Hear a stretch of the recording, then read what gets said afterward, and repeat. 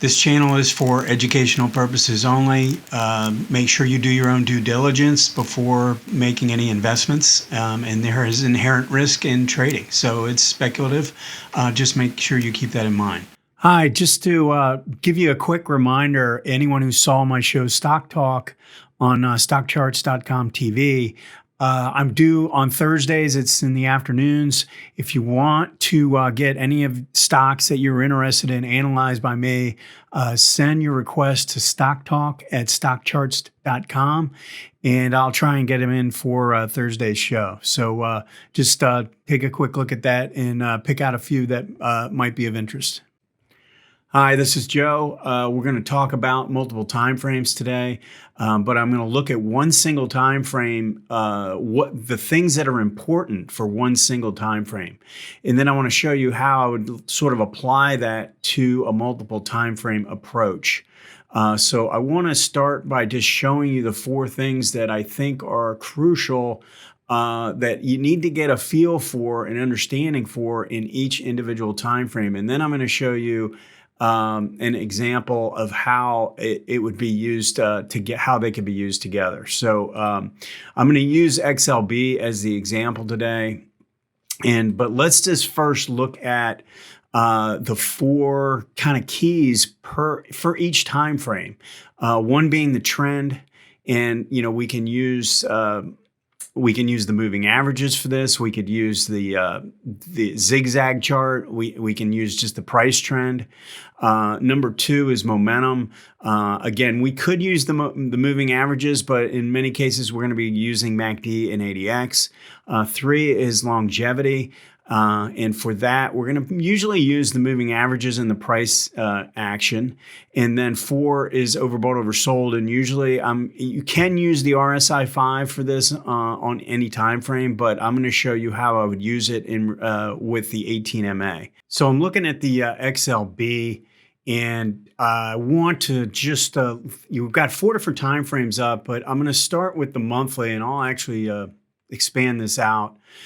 So, when I'm looking at this, I'm sort of saying, so for the trend, I'm looking at the 18 is above the 40. Both lines are rising. Price is above them.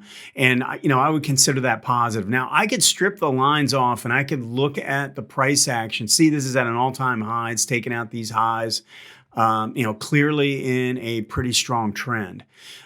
So that would be the trend component. The momentum, I would be looking at MACD and then ADX, and you can see where MACD is hitting an all-time high, sort of confirming the price action. MACD is making a move to the upside with green DI leading the way and making higher highs and confirming the most recent peaks. So again, I would consider the momentum component for this time frame to be in pretty good shape. In terms of longevity, so longevity to me means that the original breakout took place down here in the 60s, and even though this has made a big run, it hasn't given any other signals than the breakout. Normally you get a breakout and then you get a couple pullbacks after the breakout.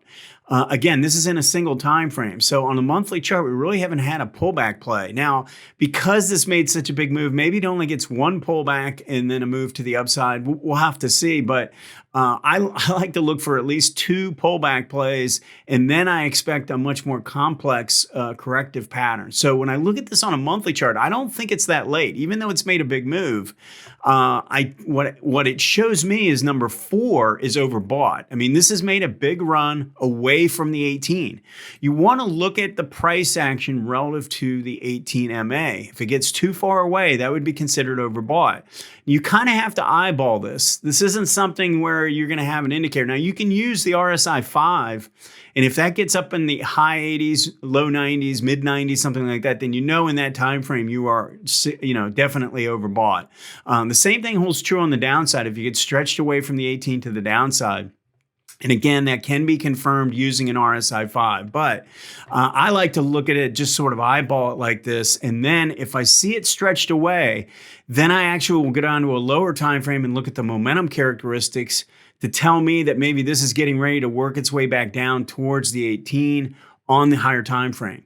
So this is how you want to go. These are the 4 things you want to look at in each time frame. So if I go through on a weekly chart, I can see that this broke out down here in the low 60s. It gave me a pullback play, another pullback play. And now we're on our 3rd pullback. A little harsh the way it's coming in, and MACD is pretty far away from the 0 line. Now, both MACD and ADX confirmed the last peak, so we don't have momentum divergence or anything like that, but we do have some, in terms of longevity, I don't consider this to be ideal because we've made sort of a long run, and now I would probably be on the lookout for something more of a complex corrective pattern.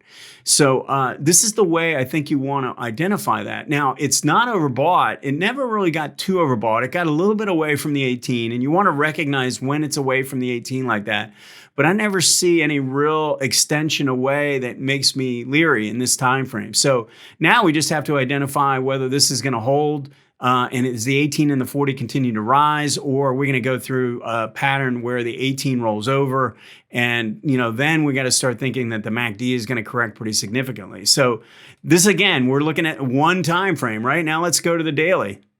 So now look at what's happening on the daily time frame.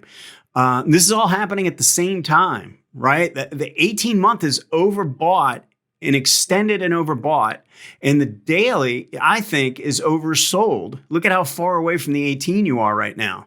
And then MACD is crossing down through the 0 line to the downside pretty hard. And look at the red DI pop into a new high here, and look at the volume characteristics based on the selling. So we're coming up on some support here in the high 70s. I think based on how far away we are from the 18, you probably ought to be thinking that, there's going to be some support here around 80, 78, something like that. Actually, it might not even make it that far because of how extended it is to the downside. We might actually start rallying back towards the 18. But the 18 is just crossing down through the 40 to the downside. I mean, the trend hasn't even turned to the downside. So, you just need to be aware of that. And that's one time frame. Now, if we go to the hourly, this actually has made a sell signal, another sell signal, another sell signal, another sell signal, another sell signal. All these rallies to the declining 18 below a declining 40 are basically sell signals. Now we're going through probably what's going to happen here because we've gotten extended away. This big move got extended away. Now I bet we go through a more complex corrective pattern at some point. We do need to be aware that this is likely, when it comes back up the next time, I bet it breaks through the 18 and we go through something a little bit more complex. So, if we start to look at it this way, we've got 4 time frames telling us completely different stories. The momentum is different. Look at how strong the momentum is negative on the hourly, while the ADX on the weekly chart is actually very strong, and same with the monthly. So this is the type of thing you want to be aware of. So if I start to put this together in my mind, and again, I pull up these 4 charts and I can see instantly, okay, we're overbought, we're pulling back, but this is sort of a mature trend. I wouldn't be surprised if this is going to go through a longer corrective pattern. But right now in the short term, we're oversold. And I can see that this is a mature trend on the hourly, and we're probably going to go through some type of a rally in the short term. So depending on what you're looking to do, are you looking to trade for a little rally up to 84?